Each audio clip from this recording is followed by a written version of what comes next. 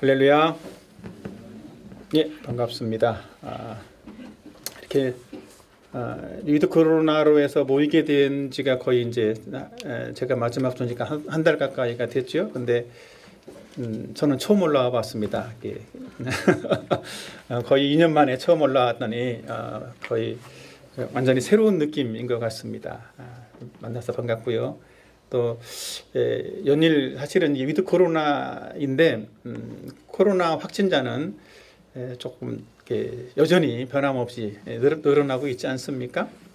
잘 아시겠지만 어제도 3,900명 정도 나왔다고 하던데 특별히 함께 모여서 예배드리는 우리 예배 공간과 또 우리의 또 직장과 학교와 가정과 삶 속에서 하나님이 우리를 큰 은혜로 지켜주시고 보호해 주셔서 코로나의 위험으로부터 막아주시라고 또 기도했으면 좋겠고요.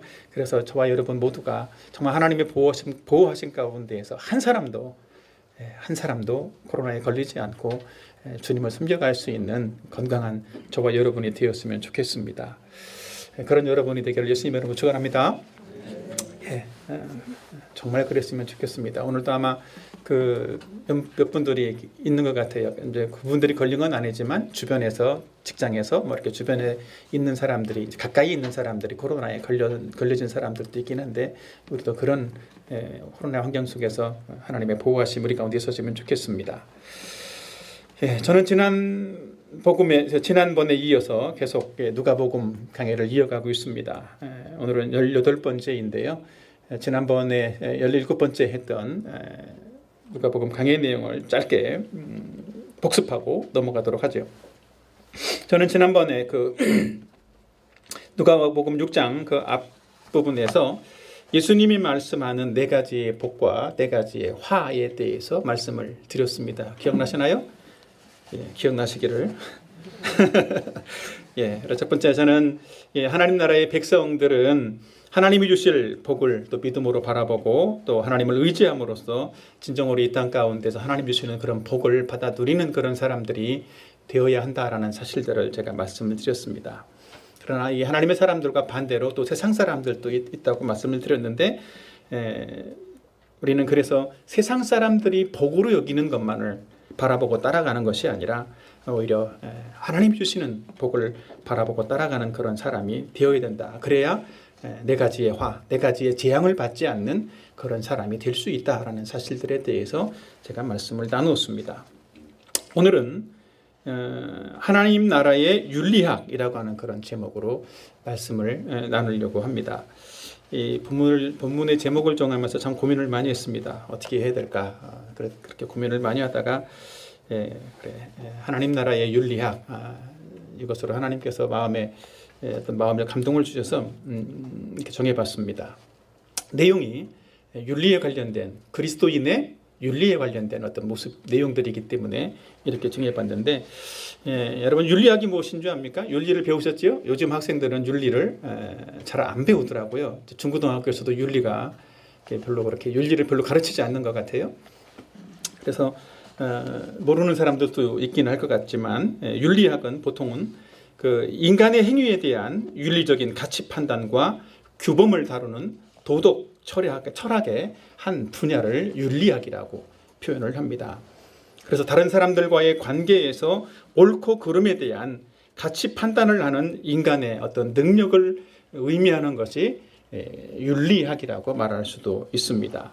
그렇기 때문에 세상에서는 세상의 어떤 문화나 어떤 시대의 사람들 사이에서 어떤 옳고 그름이라고 하는 어떤 그런 가치 판단이 다르게 작용되기 때문에 윤리도 다르게 나타나는 그런 경향이 있기도 합니다. 그러나 오늘 본문에서 예수님을 믿고 따르는 이 하나님 나라의 백성들, 또 하나님의 자녀들, 또 그리스도인들을 향해서 어떤 윤리적인 삶을 살아야 한다라는 사실에 대해서 분명하게 말씀을 해주고 있습니다. 특별히 3가지 측면에서 제가 분류를 해서 봤는데 첫 번째로는 사랑에 대해서 예수님이 말씀을 하셨습니다. 그래서 이 사랑이라고 하는 것은 모든 구약의 율법을 함축적으로 담고 있는 그런 내용이기도 하지요. 그래서 우리는 하나님의 하나님이 주시는 베풀어 주신 그 사랑으로 다른 사람을 사랑하는 그런 삶을 살아야 된다는 사실들을 예수님이 말씀했고, 또 두 번째로는 용서에 대해서도 말씀을 하셨습니다. 이 용서는 하나님의 사랑에 근거한 용서입니다.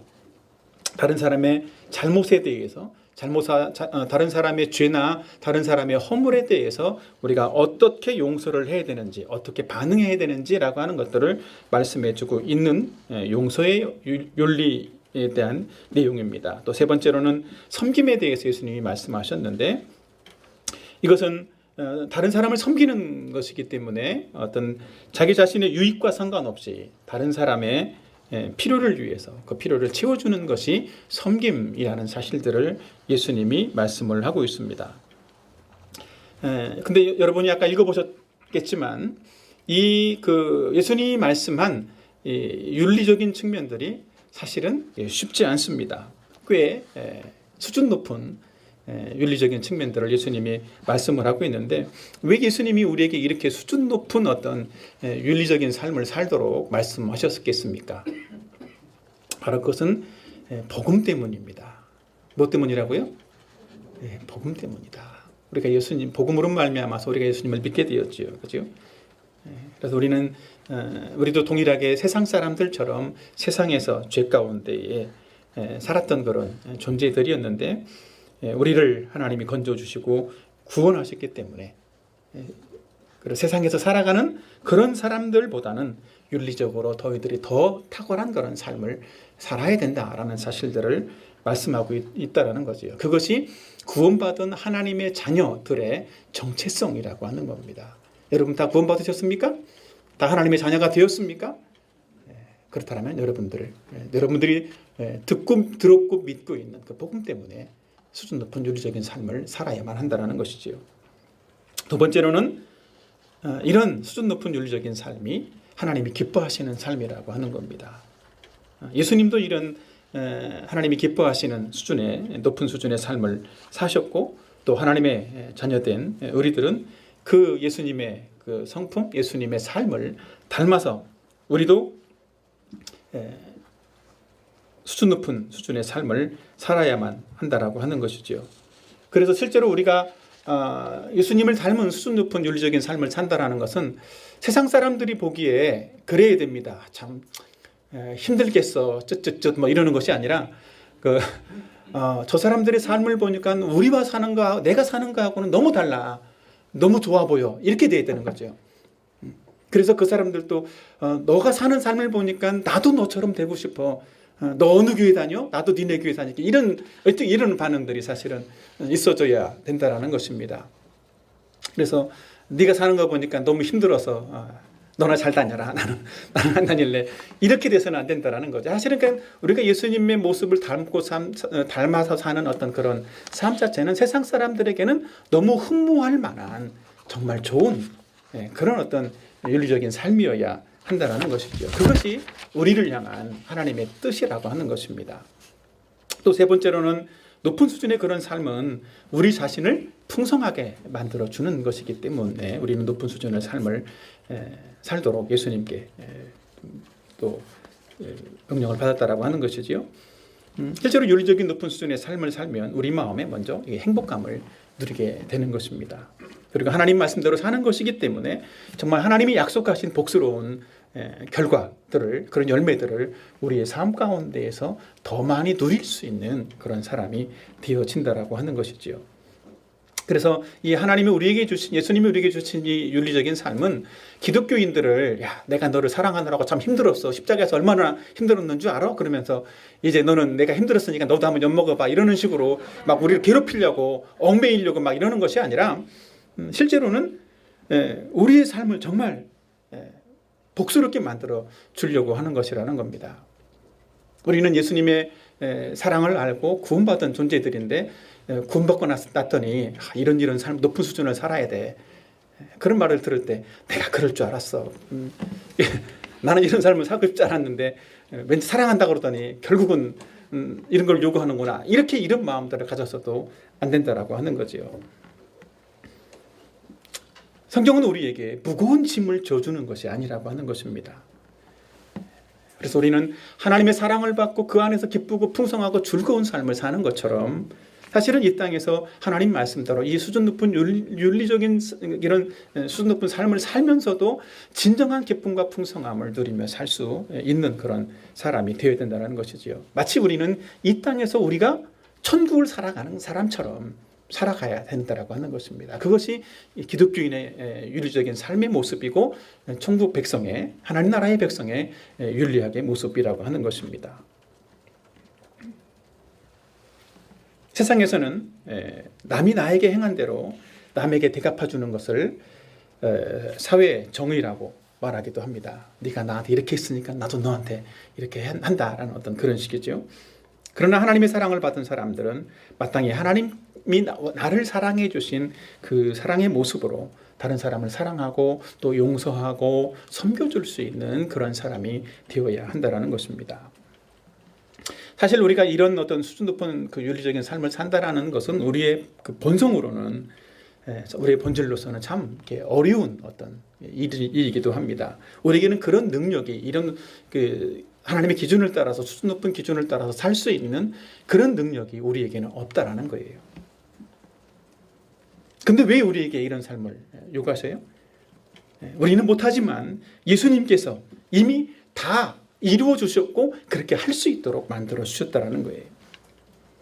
그래서 우리는 그 사실들을 예수님이 이루신 그 사실들을 믿음으로 받아들였고 믿음으로 받아들여서 하나님의 자녀가 우리가 되었다라고 하는 것이지요. 그래서 우리는 예수님을 믿는 예수 안에서 정말 천국 백성이 되었기 때문에 예수님의 그 도우심과 예수님의 그 능력으로 이런 수준 높은 윤리적인 삶을 살게 되었다는 것입니다. 이것이 하나님 자녀들이 가지고 있는 하나님 자녀들이 살아야 하는 어떤 윤리적인 삶의 어떤 특권이기도 한 거예요. 예수님 안 믿는 사람들에게 이런 삶을 살려고 한다면 나를 죽으라고 그러는가 이렇게 말하겠죠. 그죠? 그러나 예수님을 믿는 우리들에게는 이것이 짐이 아니라 특권이라고 하는 것입니다. 얼마나 좋은 거예요. 사랑하는 여러분, 여러분은 정말 무한하신 그 하나님의 사랑을 받으셨습니까? 그 하나님의 사랑을 받으신 분들이라면 정말 그 사랑을 우리의 삶 속에서 진심으로 누릴 수 있는 그런 분들이 되기를 바랍니다. 그래서 내가 하나님의 사랑을 받았기 때문에 하나님의 자녀 또 하나님의 백성으로서 새로워진 우리의 정체성을 가지고 이 땅에서 하나님 말씀에 순종하면서 살아갈 수 있는 그런 사람들이 되었으면 좋겠습니다. 그래서 마치 이 땅을 정말 내가 천국을 살아가는 것처럼 하나님 자녀로서 살아감으로써 이 땅에서도 하나님 주시는 복과 은혜와 그 온갖 풍성한 것들을 다 누리면서 살아갈 수 있는 그런 저와 여러분들이 되었으면 좋겠습니다. 아멘.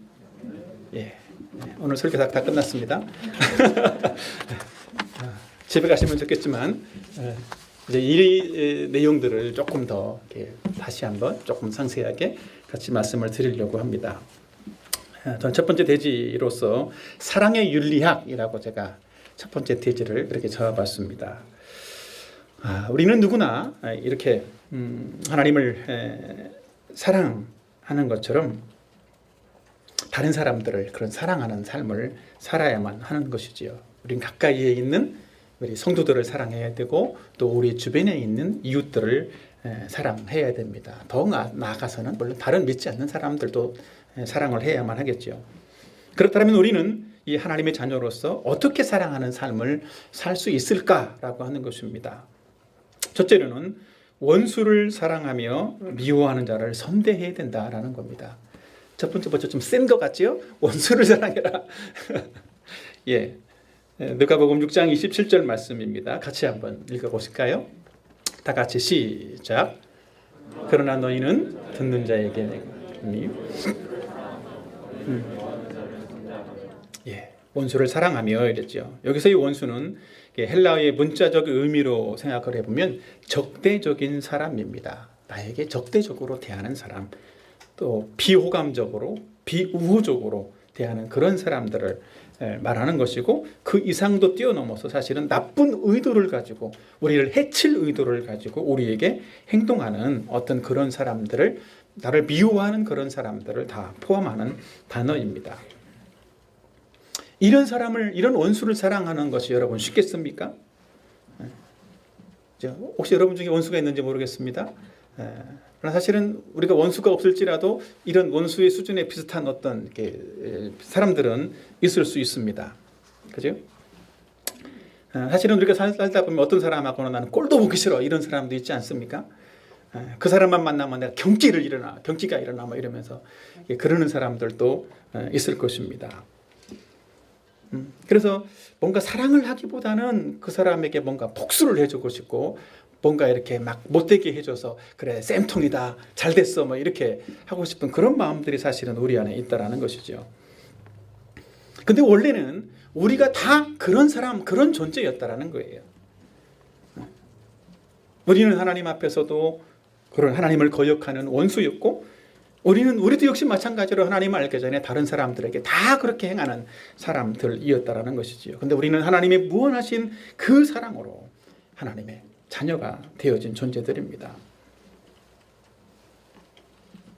그런 이유에서 우리를 미워하고 우리에게 악감정을 가지고 대하는, 우리를 적대시하는 그런 사람들을 우리는 뜨거운 마음으로 사랑해야 된다라고 하는 것이지요.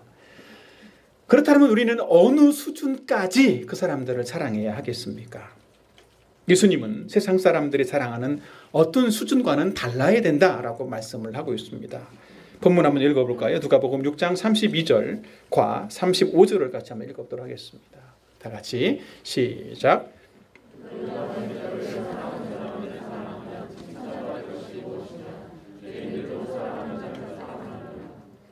35절 시작. 오직 너희는 원수를 사랑하고 선대하며 아무것도 바라지 말고 주어주라. 죄인들도 어떻게 한다고 그랬어요? 자기를 사랑하는 사람은 사랑한다라고 말하고 있습니다. 그죠? 아무리 악한 사람일지라도 자기에게 잘해주는 사람, 자기를 사랑해주는 사람은 사랑한다라는 거예요. 이것이 세상 사람들의 기준이라고 하는 것입니다. 죄인들의 수준이라는 거예요. 그러면 우리는 죄 문제가 해결되어 있고 하나님의 자녀가 된 우리들은 그 사람들의, 세상 사람들의 수준을 뛰어넘어서 설령 원수라 할지라도 우리를 미워하는 그런 사람일지라도 우리는 적극적으로 그런 사람들을 사랑하고 선대할 수 있는, 그래서 아무것도 바라지 않고 그 사람이 원하는 필요들을 채워줄 수 있는 그런 사람이 되어야 한다는 거예요. 예전에 이 말씀을 준비하다가 제가 오래전에, 아주 오래전 일입니다. 거의 20년 된 것 같은데 TV 프로그램에서 봤던 어떤 그 장면들이 좀 생각이 났어요. TV 프로는 할머니 할아버지가 나오셔서 퀴즈하는 프로그램이었는데 진행자가 할머니한테 할머니 이러면서 그런 얘기를 했어요. 할머니와 할아버지의 관계를 어떤 관계라고 부르죠? 했더니 할머니가 왼수 그러더라고요. 그거 말고 4글자요. 했더니 평생 왼수. 그죠? 실제로 답은 천생연분이었습니다. 어제 갓 결혼한 여기 신혼부부가 앉아 있는데 이 천생연분이 평생 원수가 된다고 할지라도 그런 원수를 사랑할 수 있는 그런 사람들이 다 되어야 되는 거예요. 그죠? 그래서 우리는 우리의 삶 속에서도 원수가 있다면, 원수 같은 그런 사람이 있다면 그런 사람들의 필요를 돌아보기도 하고 또 다시 돌려받기를 기대하지 말고 구워줄 수 있는 그런 사람들이 되어야 한다라고 하는 것입니다. 아멘. 두 번째입니다. 두 번째로는 저주하지 말고 용서하는, 저주하고 모욕하는 자를 위해서도 축복하라고 말씀하고 있습니다. 저주하고 모욕하는 자를 위해 축복해라. 누가복음 6장 28절입니다. 같이 한번 보시죠. 시작. 너희를 모욕하는 자를 위하여 기도하라. 저주하는 자를 위해서 축복해 주라고 하는 것입니다. 좀 다르죠? 우리는 저주를 받았어요. 근데 그 사람을 위해서 뭐 하라고요? 같이 저주하지 말고 그 사람에게 축복을 하라고 하는 것입니다. 축복은 하나님께 그 사람에 대해서 좋게 말해주는 거예요. 복을 빌어주는 거예요. 하나님 그 사람이 얼마나 좋은 사람인 줄 아세요? 그 사람에게 이것도 주시고 저것도 주세요 라고 말할 수 있는 것이라는 거죠. 우리는 우리를 미워하는 그 사람에게 하나님이 천벌을 내리시도록 저주하는 것이 아니고 복을 빌어주라는 거예요. 천벌 내리시도록 기도하고 싶죠? 그러나 저주하라는 겁니다. 축복하라는 것입니다. 여러분이 잘 듣는지 안 듣는지. 예. 그런 기도가 우리에게 필요하다라고 하는 것입니다. 사실은 구약의 선지자들은 이렇게 원수에 대해서 보복하라고 복수하라고 그런 기도들을 하라고 가르치기도 했답니다. 원수를 향해서 사랑하는 이 구체적인 방법은 그래서 실제로는 어렵잖아요. 그런데 가장 먼저 할 수 있는 그런 일들은 기도하는 일은 우리가 직접 막 나서서 뭔가를 이렇게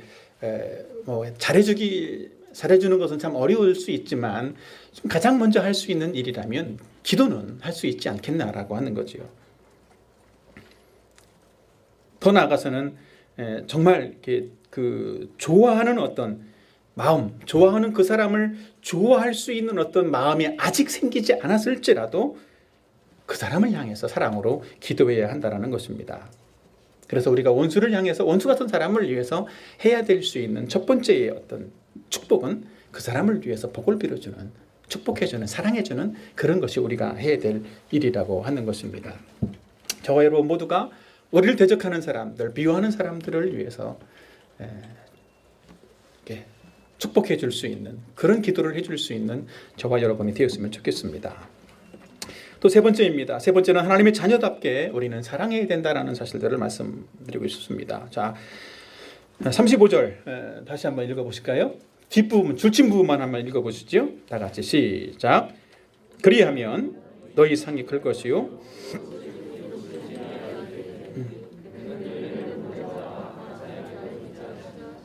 예. 우리가 우리를 미워하는 원수를 향해서 사랑하는 것은 쉽지 않지만 특별히 그렇게 해야 될 이유는 뭐라고요? 우리가 하나님의 사랑받은 자녀이기 때문이라고 하는 것입니다. 우리의 본성으로는 사랑할 수 없는 존재들이지만 우리는 하나님의 사랑을 받은 존재들이기 때문에 그런 사랑을 해야 된다는 것입니다. 그래서 우리는 원수들을 향해서도 선대하는 것이 마땅하다라는 거예요. 우리가 받은 은혜, 그 은혜를 생각한다면 우리는 어떻겠습니까? 우리도 역시 마찬가지로 그런 사람들처럼 은혜 받을 수 없는 자격 없는 존재였지만 하나님의 은혜로 우리가 그런 사랑과 은혜를 받았다면 우리도 마찬가지로 그런 사람들을 향해서 하나님의 사랑으로 사랑해 줌으로써 우리는 이 땅에서 하나님의 자녀로 드러나게 된다라고 하는 것입니다. 이 말씀을 같이 한번 묵상해 보도록 하겠습니다. 첫 번째로는 하나님의 사랑으로 사랑하는 자가 되어야 된다라고 하는 것입니다. 우리는 하나님의 사랑을 받은 존재들이기 때문에 하나님의 사랑을 드러내는 그런 사람이 되어야 한다는 것이지요. 많은 사람들은 우리의 본성으로는 사실은 그렇습니다. 우리를 사랑하는 사람, 우리가 좋아하는 사람, 또 우리를 좋아해주는 그런 사람을 사랑해주고 싶은 마음이 우리에게 있습니다. 그러나 우리는 우리 자신이 하나님 앞에서 사랑받는 존재라는 사실들을 기억하고 우리 앞에 놓여있는 우리 앞에 있는 우리를 대적하는 그런 사람들을 향해서 하나님의 백성으로서 하나님의 자녀로서 우리가 받은 그 특권을 사용해서 그들을 사랑할 수 있는 사람이 되어야 한다는 것입니다. 둘째로는 우리가 이웃뿐만이 아니라 우리가 사랑하기 힘든 그런 사람들까지라도 사랑할 수 있는 사람이 되어야 한다는 거예요. 우리가 가장 먼저 할 수 있는 사람들은 우리 교회 안에 모임 안에 같은 성도들을 사랑할 수 있겠죠. 이 사람들은 조금 더 친밀합니다. 그죠? 우리의 이웃 사촌도 조금 친밀합니다. 그러나 점점 우리뿐만 아니라 우리 주변에 있는 사람들 더 나아가서 멀리 있는 어떤 우리가 관계가 먼 사람들까지라도 적대하지 말고 그들을 사랑해야만 한다라고 하는 것입니다. 우리는 우리가 사랑하기 힘든 사람들, 그런 사람들을 어떻게 사랑할 수 있겠습니까? 아까 말씀드렸던 것처럼 그들을 위해서 뭐 하라고요? 기도하는 일들을 시작을 해야 된다는 것이지요. 그 기도는 제가 여러분들의 팁을 주려고 하는데 기도할 때 가장 먼저 기도할 일이 있습니다. 먼저 자기 자신을 위해서 기도해 보십시오. 내 자신이 하나님의 사랑을 더 많이 누릴 수 있도록 기도하시라는 것입니다. 두 번째로는 내 자신이 하나님의 사랑을 누릴 뿐만이 아니라 내가 하나님의 사랑을 하나님의 그 사랑으로 다른 사람을 사랑할 수 있는 마음을 주시라고 기도해 보라는 거예요. 하나님, 내가 저 원수도 사랑할 수 있는 마음을 주십시오. 세 번째로는 사랑의 마음이 아직 생기지 않는 그 사람에게도 저주가 아닌 축복의 기도들을 하도록 하시라는 것입니다. 우리가 잘 아는 존 스토트 목사님이 있습니다. 그분이 이런 말을 했어요. 원수를 사랑하기 위해서 마음속에 사랑의 마음이 느껴질 때까지 기다려서는 안 된다. 그 말을 했습니다. 사랑하는 마음이 생길 때까지 기다려서 사랑한다면 언제쯤 사랑할 수 있을까요? 거의 불가능할 수 있다라고 하는 것이지요. 어떤 사람은 그런 말을 합니다. 사랑하지 않는 사람을 위해서 내가 기도하는 것은 혹시 기도하다가 내가 사랑하는 마음이 생기면 어쩌지? 이래서 기도하지 못하겠다, 이런 사람도 있을 수 있습니다. 그런 걱정은 붙들어 매시고 우리 원수들을 위해서도 기도해 줄 수 있는, 또 우리 가까이 있는 이웃부터 시작해서 주변의 사람들과 함께 더불어서 기도할 수 있는 저와 여러분이 되었으면 좋겠습니다. 세 번째로는 우리가 사랑할 때 하나님의 자녀로 드러나게 된다는 것입니다. 세상 사람들은 자기를 미워하고 적대치 않은 사람을 사랑하지는 않습니다. 그러나 우리는 하나님께 받은 무한한 사랑을 가지고 우리가 하나님의 자녀가 되었기 때문에 하나님의 사랑받은 그 사랑을 가지고 다른 사람들을 사랑할 수 있는 사람이 되어야 된다는 것이지요. 그 사랑이 오히려 그런 사랑이 우리가 하나님의 자녀라는 사실들을 드러내는 그런 기회가 된다라고 하는 것입니다.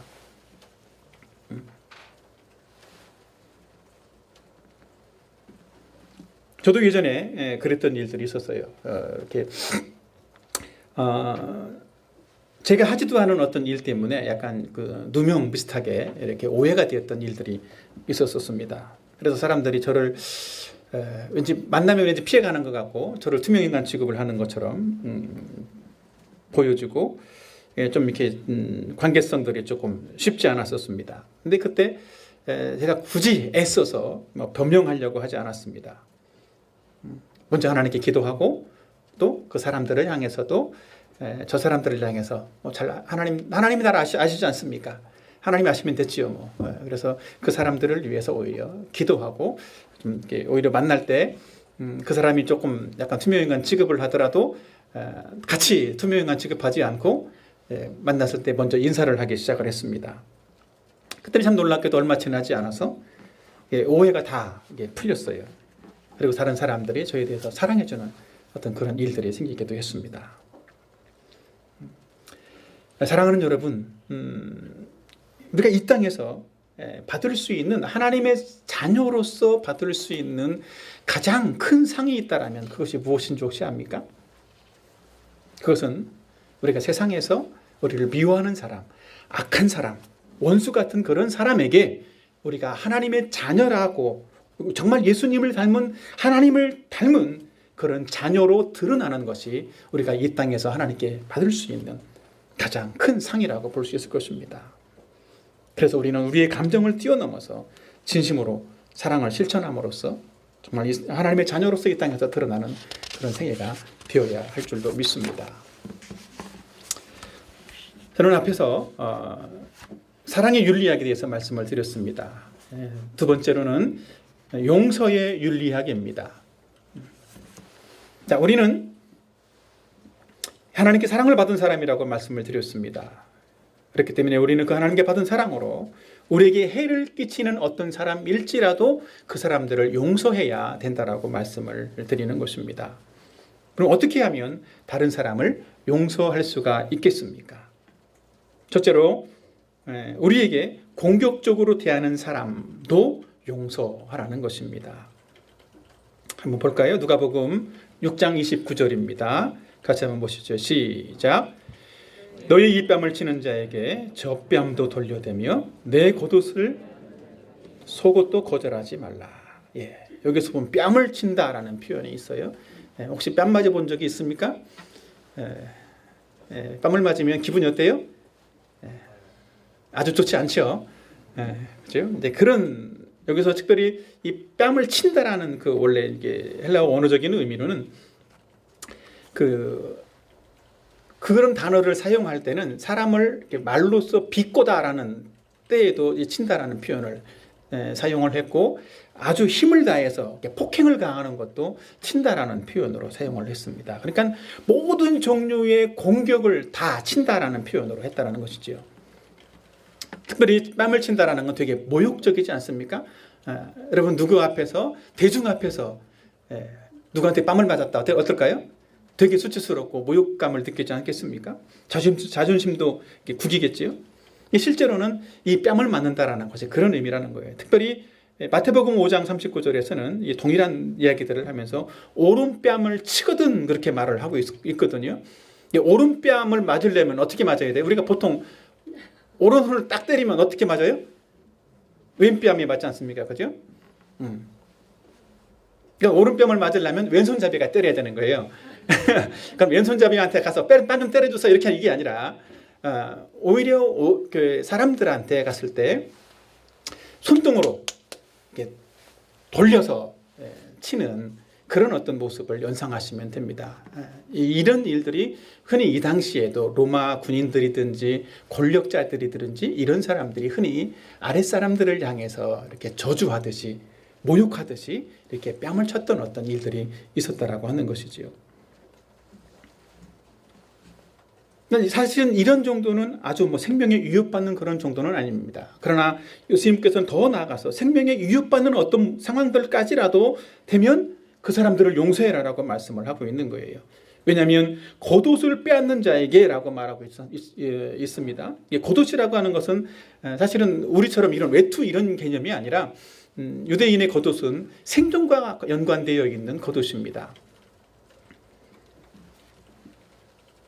그래서 낮에는 보통 이제 온도가 올라가기 때문에 겉옷을 벗어서 들고 다니기도 하고 허리춤에 두르기도 하고 이렇게 하지만 온도가 내려가면 밤에는 춥기 때문에 그래서 더운 나라에서는 밤만 돼도 이렇게 체온 관리를 못하면 얼어 죽는 일들이 생기는 게 그래서 그러지 않습니까? 얼어 죽는다라는 거예요. 특별히 유목민으로 살았던 양치는 사람들에게는 특별히 바깥에서 있는데 겉옷을 빼앗겼다라고 한다라고 하면 밤새 죽을 수 있는 그런 일들이 생긴다라고 하는 것이지요.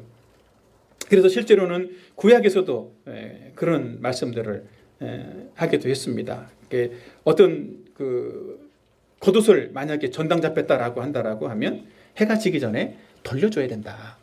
이런 법이 사실은 구약의 율법에도 실제로 존재합니다. 그래서 우리는 우리에게 이렇게 생명의 위협을 강하는 강제적으로 뭔가 우리에게 강압을 가하는 이런 사람들을 향해서도 어떻게 하라고요? 겉옷을 빼앗으면 속옷까지 벗어서 여기 있어요, 가져가세요 이렇게 줄 수 있는 그런 어떤 적극적인 용서의 마음들을 가져야 된다는 거예요. 더 나아가서 두 번째입니다. 우리의 것을 빼앗고 해를 끼치는 그런 사람들을 용서해야 된다라고 성경은 말합니다. 30절을 같이 한번 읽어보도록 하죠. 시작. 내게 구하는 자에게 주며 내 것을 가져가는 자에게 다시 달라 하지 말며. 우리의 것을 구하거나 가져가는 사람을 위해서 그런 탐욕적으로 우리의 것을 빼앗아가는 사람을 향해서도 우리는 어떻게 하라고요? 주라고 말씀하고 있습니다. 그 사람을 용서하라는 거예요. 실제로는 여기서 우리 한글 성경에서는 사실은 구하는 자라고만 표현되어 있는데 헬라어 원문에 보면 모든이라고 하는 그런 의미를 가지고 있는 단어가 함께 포함되어 있어요. 그러니까 우리에게 내 것을 가져가고 구하고 꼭 강제로 빼앗아가는 모든 사람을 향해서라고 말하고 있는 것입니다. 그런 사람을 향해서 다 내어줘라 라고 말씀을 하고 있는 거예요. 부당하게 우리의 것을 뺏어가는 사람들, 그 사람들을 향해서 우리는 관대하게 사랑으로 용서해야 된다라고 성경은 말씀하고 있는 것입니다. 그들을 용납하고 적극적으로 용서하라는 거예요. 그리고 가져가는 자에게 다시 달라고 하지 말라라는 이 말씀은 원래 내 거였는데 네가 가져갔으니까 그냥 줄게 이런 의미가 아닙니다. 그 정도의 의미가 아니라 그 사람, 그 물건이 이 사람이 가져간 그 물건의 원래 소유가 그 사람인 것처럼 그렇게 여기라는 거예요. 그 사람 것을 그 사람이 가져갔으니까 우리는 달라고 할 이유가 없다라고 하는 거지요. 그러니까 그런 마음으로 그 사람을 용서하라고 하는 것입니다. 이 말씀을 한번 묵상하고 적용해 보겠습니다. 첫 번째는 우리는 용서받은 자이기 때문에 용서해야 한다는 것입니다. 우리가 용서할 수 없는 사람을 왜 용서해야 하겠습니까? 우리 자신이 하나님 앞에서 모든 죄와 모든 불의를 용서받은 그런 존재들이기 때문에 우리는 용서해야 된다는 것입니다. 우리는 우리의 죄가 단지 몇만 원에 몇천 원에 어떤 벌금을 내는 정도가 아니라 우리의 생명을 값으로 지불해야만 하는 그런 큰 죄인이었는데 우리도 그런 죄에 대해서 용서함 받은 사람이기 때문에 우리는 다른 사람에 대해서 심지어 그 사람이 원수라 할지라도 용서하는 사람이 되어야 한다는 것입니다. 실제로 우리가 용서받은 우리의 죄를 생각한다면 사실은 용서 못할 사람이 누가 있겠습니까? 우리가 하나님 앞에서 나의 죄 때문에 죄값이 사형이야 그런 존재이지 않았습니까? 우리가 만나는 주변의 사람들 그 사람의 죄값이 사형 정도 됩니까? 그 정도는 아닌 경우들이 많죠. 그래서 우리가 받은 죄가 우리가 사함받은 그 죄가 마치 1만 달란트에 비유된다면 우리는 다른 사람들 우리가 용서해야 될 다른 사람들의 죄는 100데나리온 정도에 불과하기 때문에 우리는 우리가 받은 그 죄 용서함 그것을 기억하면서 다른 사람을 진심으로 용서할 수 있는 그런 사람이 되어야만 한다는 것입니다. 두 번째로 우리는 관대하고도 너그럽게 용서해야만 한다는 것입니다. 어떻게 다른 사람을 용서해야 되는가라고 하는 측면이지요. 우리는 다른 사람 우리가 받은 이 용서를 생각하면서 다른 사람을 정죄하거나 비판하는 것을 멈추고 오히려 관대함과 너그러움으로 다른 사람을 용서해야만 한다라고 하는 것입니다.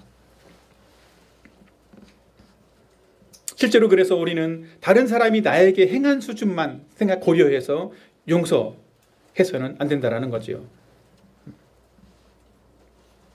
그래서 옛말에 그런 말이 있습니다. 은혜는 바위에 새기고 원한은 냇물에 새겨라. 자기가 받은 원한을 흘려 보낼 때 진정으로 용서하는 사람이 되어진다라고 하는 것입니다. 실제로 우리는 받은 은혜는 참 쉽게 잊으면서도 우리가 받은 상처는 쉽게 잊어버리지 못하는 경향들이 있는 것 같습니다. 우리가 상처를 잊지 못하고 용서하지 못하는 그런 이유가 있다면 무엇이겠습니까? 우리는 스스로를 그렇게 정당화하기도 합니다. 내가 저 사람을 용서한다면 그의 잘못을 내가 인정하지 않는 것이 될 거야 라고 생각을 하기도 합니다. 더 나아가서는 마치 사회 정의가 존재하지 않는 것처럼 생각을 해서 정의에 불타서 저 사람을 이렇게 해야 돼 이런 어떤 생각들을 하게 되기도 한다는 거죠. 그리고 내가 저 사람을 용서하지 않는다라면 저 사람은 죄의식도 없이 평생을 살 거야. 그래서 괜히 공연히 남 좋은 일만 시킬 게 뭐냐. 내가 저 사람을 용서하면 안 돼. 이렇게 생각할 수도 있다라고 하는 거죠. 그리고 그거보다 더 큰 어떤 이유가 있다라면 자기의 자존심이 허락하지 않아서 다른 사람을 용서하지 못한다라고 하는 것입니다. 내 자존심 때문에. 그러나 우리는 이 하나님의 관대함과 너그러움으로 모든 우리의 죄를 용서받은 사람이라면 우리도 관대하게 너그럽게 다른 사람을 용서할 수 있는 그런 사람이 되어야 한다는 것입니다. 우리는 세 번째로 그렇게 용서할 때 하나님의 용서를 누리게 되어진다는 것입니다.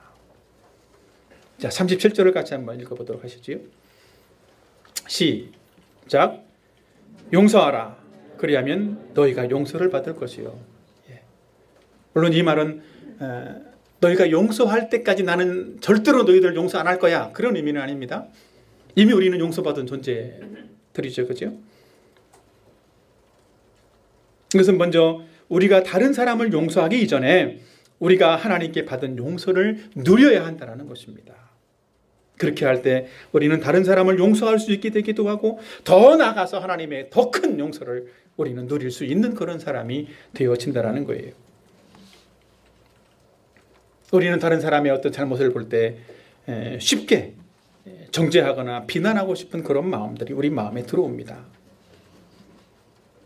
그러나 우리는 그럴 때마다 나도 저런 사람이었는데 나도 하나님께 저런 용서를 받은 존재라는 사실들을 기억을 하고 하나님께 감사하고 나도 자격 없는 그런 존재였는데 나도 그런 하나님의 용서와 사랑을 받은 존재이기 때문에 나도 저 사람을 용서해야 된다라고 하는 그런 사실들을 생각한다면 우리는 더 나아가서 우리가 받은 하나님께 받은 그 용서를 더 많이 누릴 수 있는 그런 사람이 되어지고 우리는 용서받은 자로서 하나님 앞에서 기쁨과 즐거움과 행복감에 빠져서 더 즐거움으로 다른 사람을 용서할 수 있는 그런 사람이 될 줄로 믿습니다. 실제로 그러니까 우리가 어떤 사람을 용서하지 않는다라고 해서 하나님께 용서를 못 받는 건 아니에요. 그렇죠? 그러나 우리가 용서를 하면 할수록 우리는 우리가 받은 그 용서를 더 많이 누리게 된다라고 하는 것입니다. 존 밀턴의 신라권에 보면 그런 내용이 있습니다. 복수는 처음에는 깨소금 같고 고소하지만 얼마 되지 않아서 쓴물로 다시 되돌려 받는다. 누군가를 복수를 하게 되면 처음에는 참 고소하다 이런 마음일 것 같지만 결과적으로는 그것을 누가요? 내가 돌려받는다라는 거예요. 그래서 많은 사람들이 누군가를 용서하지 못하기 때문에 그것을 돌려받아서 그것이 병이 된다라는 것입니다. 화병 알죠? 화병. 특별히 한국 사람들의 가장 큰 특징 중에 하나가 화병입니다. 화가 몸에 가득해서 한이 서려서 온열에도 소리가 내리고 그런 일들이 우리에게 생겨진다는 것이죠. 근데 실제로 암에 걸린 사람들을 놓고 치료했던 어떤 그 의사가 있는데 말기 암 환자, 당신은 3개월, 길면 6개월 정도 삽니다. 그러는 암 환자들을 50% 이상, 길게는 5년에서 15년까지 살 수 있도록 도와줬던, 고쳐줬던 의사가 있다라고 합니다. 그러니까 암 선고받고 5년만 살아도 거의 완치라고 봐요, 사실은. 근데 이제 15년 정도까지도 살았다라는 거죠. 근데 그 의사가 사람들을 치료하면서 가장 먼저 했던 일들은 당신은 주변에 있는 사람들을 용서했습니까? 라는 것에서 시작부터 시작했다라는 거죠.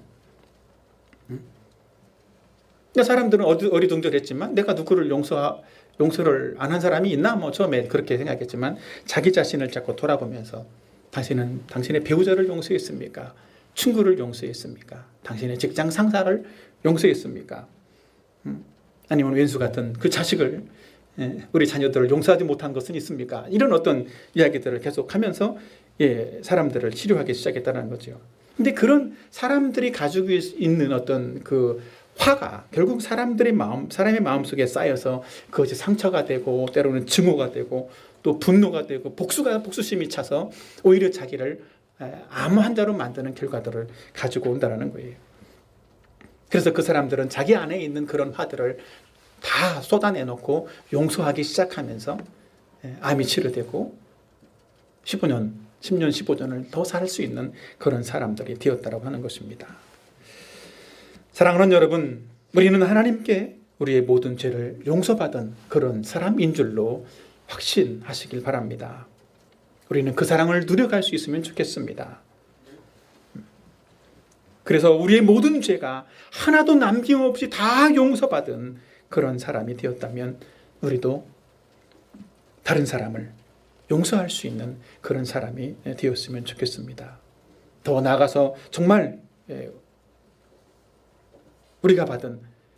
하나님께 우리가 받은 그 죄 용서의 즐거움들을 저와 여러분의 생애 가운데서 정말 더 많이 풍성히 누려감으로써 또 다른 수많은 사람들을 용서할 수 있는 저와 여러분의 그런 복스러운 생애가 되기를 예수님의 이름으로 축원합니다. 마지막입니다. 저는 앞에서 하나님 나라의 윤리학, 사랑의 윤리학, 또 용서의 윤리학 두 가지를 말씀드렸습니다. 마지막 교실입니다. 이 마지막 수업만 잘 들으시면 수료를 하실 수 있습니다. 마지막은 섬김의 윤리학입니다. 우리는 다른 사람을 섬기는 삶을 살아야 되죠, 그죠? 네, 근데 일반적으로 섬김은 어떻게 표현하냐면 신이나 윗사람을 잘 모시고 받드는 것을 이렇게 일반적으로 섬김이다라고 이렇게 표현을 합니다. 그러나 성경에서는 전혀 새로운 의미로 섬김을 우리에게 말씀하고 있다는 것입니다. 그러면 어떻게 다른 사람을 섬길 수 있겠습니까? 첫째로는 오늘 본문에서는 다른 사람 중심의 섬김을 해야 된다라고 말씀을 하고 있습니다. 자, 같이 한번 보시죠. 31절 시작. 남에게 대접을 받고자 하는 대로 너희도 남을 대접하라. 황금률이라고 이렇게 잘 알고 있는 내용의 말씀입니다. 이 본문의 말씀은 남에게 대접을 받기 위해서 너도 남을 대접해라 라고 하는 그런 의미가 아닙니다. 내가 원하는 수준으로, 내가 섬김받기를 원하는 그 수준으로 다른 사람이 원하는 것을 섬겨주라는 거예요. 흔히 사람들은 자기중심적인 그런 태도들을 가지고 있기 때문에 내가 받기를 기대하면서 누군가를 섬기는 그런 경우들이 있습니다. 또 어떤 사람들은 섬김을 받았으면 그래 양심이 있어야지 그러면서 내가 섬김을 받았으면 반드시 원수를 갚는 것처럼 반드시 섬겨야 되겠다 이런 사람도 있습니다. 근데 그것은 뭡니까? 그것은 거래하는 것과 똑같은 거예요. 좋은 말로 표현하면 상부상조 이렇게 말할 수 있지만 그죠? 그러니까 그런 마음을 가지고 있으면 어때요? 다른 사람이 나를 섬기지 않으면 나도 절대로 다른 사람을 섬기지 않는다라는 거예요. 그러나 성경은 다른 사람 중심으로 내가 받았으면 좋겠다라는 그런 어떤 생각이 있을 때 그런 마음을 가지고 다른 사람을 섬겨주라는 거예요. 나도 없으면 좋겠다. 나한테 필요 없어. 이런 것들을 가지고 이렇게 주라는 것이 아니라 이것이 내게 있으면 정말 좋겠어. 그런 어떤 것들. 그런 것들을 다른 사람에게 섬기라는 거예요. 그러니까 최고의 것으로 섬길 수 있는 거지요. 내가 최고의 것으로 섬김받았으면 좋겠어. 내가 최고의 것이 내한테 있으면 좋겠어. 그런 마음이 있을 때 그런 마음으로 다른 사람을 향해서 마치 왕을 섬기는 것처럼 가장 좋은 것으로 섬겨주라는 것입니다. 이것이 다른 사람 중심의 섬김을 할 수 있는 가장 좋은 방법이다라고 하는 겁니다. 그래서 황금률이에요.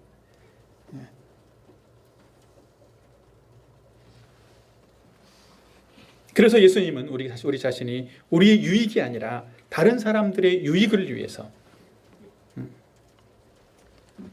우리를 내어주라고 말씀하고 있는 거지요. 예수님 자신의 유익이 아니라 우리의 유익을 위해서 예수님 자신이 십자가에 못 박혀 달려 죽으셨고 우리를 구원하시고 우리를 섬겨주신 것입니다.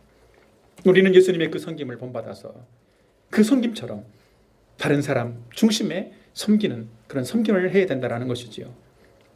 그래서 우리는 다른 사람을 섬기기 위해서 다른 사람에게 어떤 필요가 있는지 그것을 먼저 살펴봐야 하는 것입니다. 그리고 그 필요에 맞는 섬김을 해야 하는 것이지요. 그래서 여기 나와 있는 대접해라 라고 하는 이 말씀도 실질적인 모든 필요를 채우고 유익을 주는 그런 그 모든 행위를 가르쳐서 대접이다 이렇게 표현하고 있는 거예요. 그래서 우리는 다른 사람을 섬길 때 다른 사람의 입장에서 과연 어떻게 섬기는 것이 그에게 가장 좋고 가장 기뻐할 만한 것인지를 생각을 하면서 다른 사람에게 최고의 것을 섬겨 주어야 한다는 것입니다. 두 번째로는 은혜의 원리로 다른 사람을 섬겨야 된다는 거예요. 은혜의 원리로. 자, 누가복음 6장 33절, 34절을 같이 한번 읽어보도록 하겠습니다. 시작. 너희가 만일 선대하는 자만 선대하면 죄인들도 이렇게 하느니라. 너희가 받기를 바라고 사람에게 구워주면 칭찬받을 것이 무엇이냐. 죄인들도 그만큼 받고자 하여 죄인에게 구워주느니라. 본문은 우리가 선대하는 자만을 선대하고 받기를 바라고 구워준다면 칭찬받을 것이 없다라고 본문은 말씀을 하고 있습니다. 마치 이것은 대가를 받고 선대하고 구워주는 것이기 때문에 이것은 투자하는 것과 같은 것입니다. 그렇기 때문에 감사나 칭찬을 받을 만한 것이 아무것도 없다라는 거예요. 이런 정도의 섬김은 죄인들도 다 한다라는 겁니다. 그 정도의 수준이라는 거예요. 그래서 예수님은 우리는 은혜의 원리로 섬겨야 된다라고 말씀을 하고 있는 거예요. 은혜의 원리가 무엇입니까? 은혜는 자격이 있는 사람에게 아니라 자격이 없는 사람일지라도 베풀고 또 심지어 받기를 바라지 않고 섬기라는 거예요.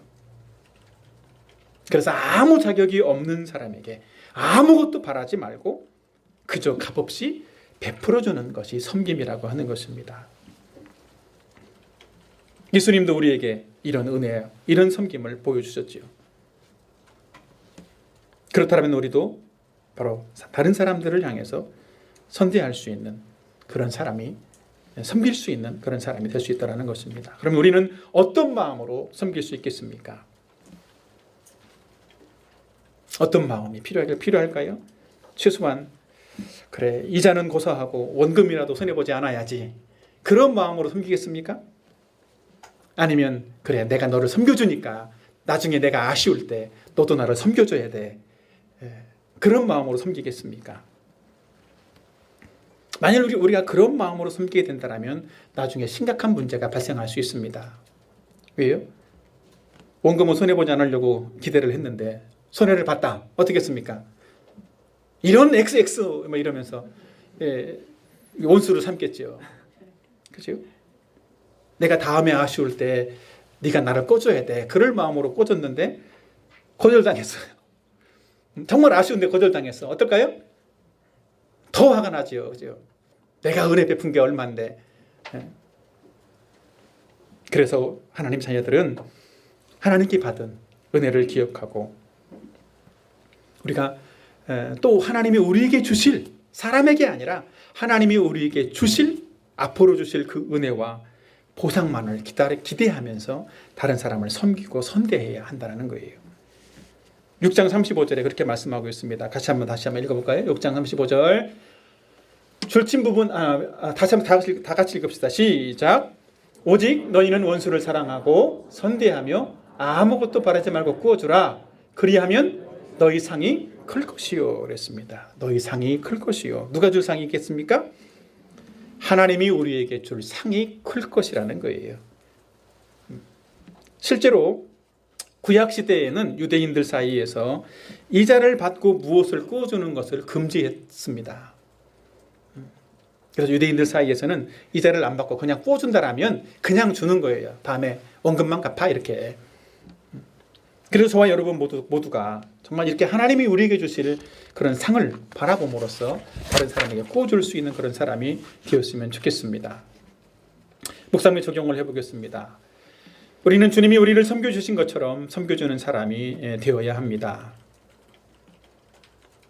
우리가 다른 사람을 섬겨줘야 할 이유가 있다면 바로 주님이 우리를 섬겨주셨기 때문입니다. 주님이 우리를 위해서 모든 것을 내어주신 것처럼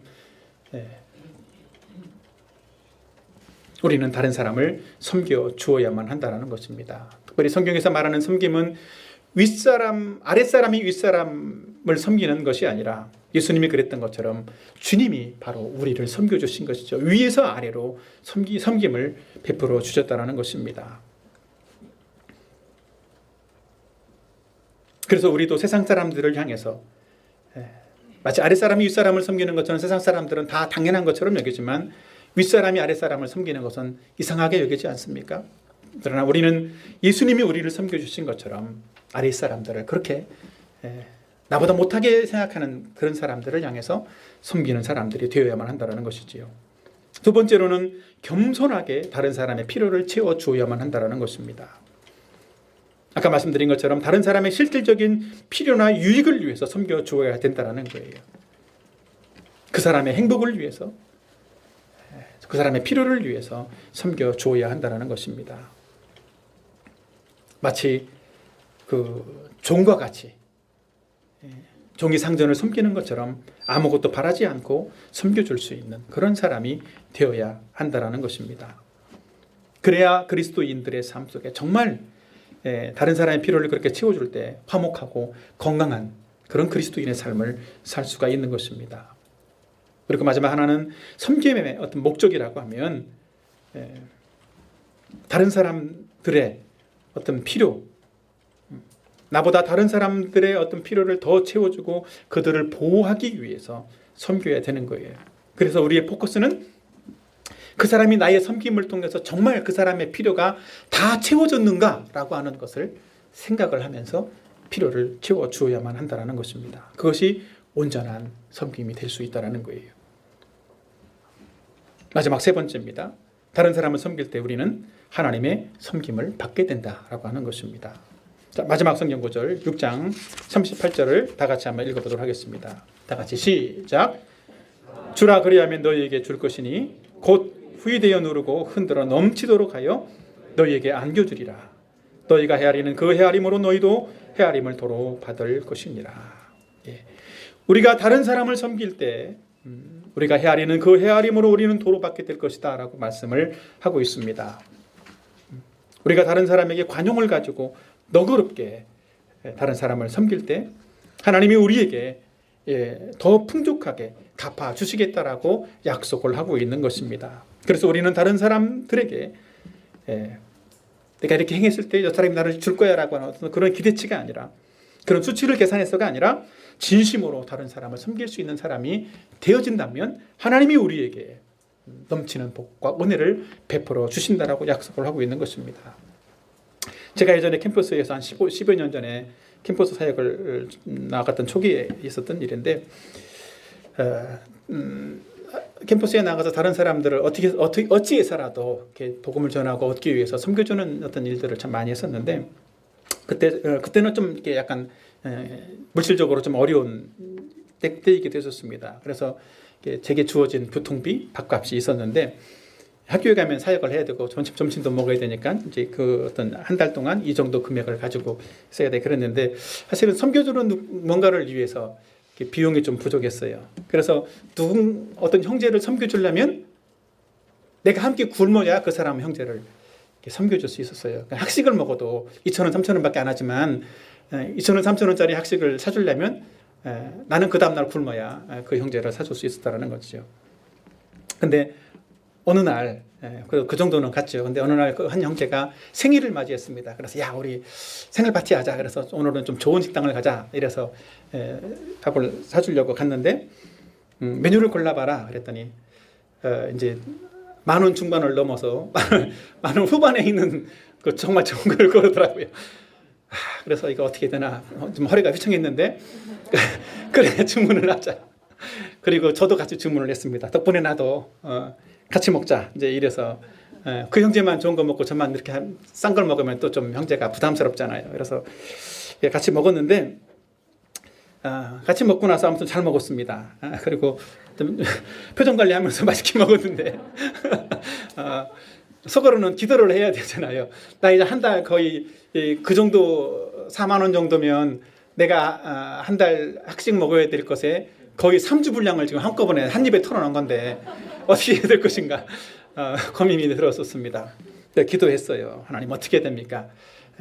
그동안 금식도 많이 못했는데 금식이라도 할까요? 이제 이래서 기도를 했더니, 그래서 제가 그랬더니 하나님이 주시면 제가 다시 먹고 안 주시면 그래 한 달 동안 굶겠습니다. 점심을. 그랬더니 그 주간에 하나님이 지정헌금을 어느 까마귀를 통해서, 어느 까마귀인지는 모릅니다. 그러나 그 까마귀를 통해서 제게 지정헌금을 해줘서 그 달에 저도 먹고 또 다른 형제들도 이렇게 잘 섬길 수 있는 그런 기회들이 되기도 했습니다. 사실은 저도 20대 때부터 교회 사역을 했지만 교회 사역을 하면서도 평생 그렇게 살았던 것 같아요. 정말 하나님이 나에게 누르고 후이되어 넘치도록 해주실 것이다. 그래서 실질적으로 예전에 교회 사역을 하면서도 이제 교회를 이렇게 사역지로 옮길 때에도 그랬어요.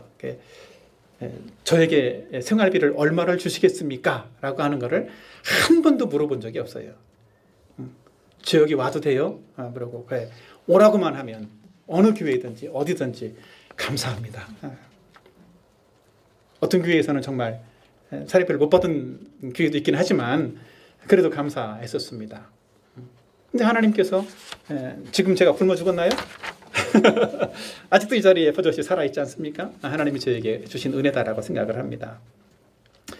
사랑하는 여러분, 사람에게 어떤 보상이나 대가를 받으려고 하지 말고 오직 하나님이 주시는 상과 은혜만을 바라보고 섬기는 저와 여러분이 되었으면 좋겠습니다. 우리가 진심으로 다른 사람을 섬길 때 하나님이 더 크고 풍성한 은혜와 복으로 우리에게 더해 주실 줄로 믿고 다른 사람들을 섬길 수 있는 저와 여러분이 되기를 바랍니다. 그래서 저와 여러분의 생애가 정말 후회되어 누르고 흔들어 넘치도록 주시는 그 하나님의 축복을, 하나님의 복을 받는 그런 저와 여러분의 생애가 되었으면 좋겠습니다.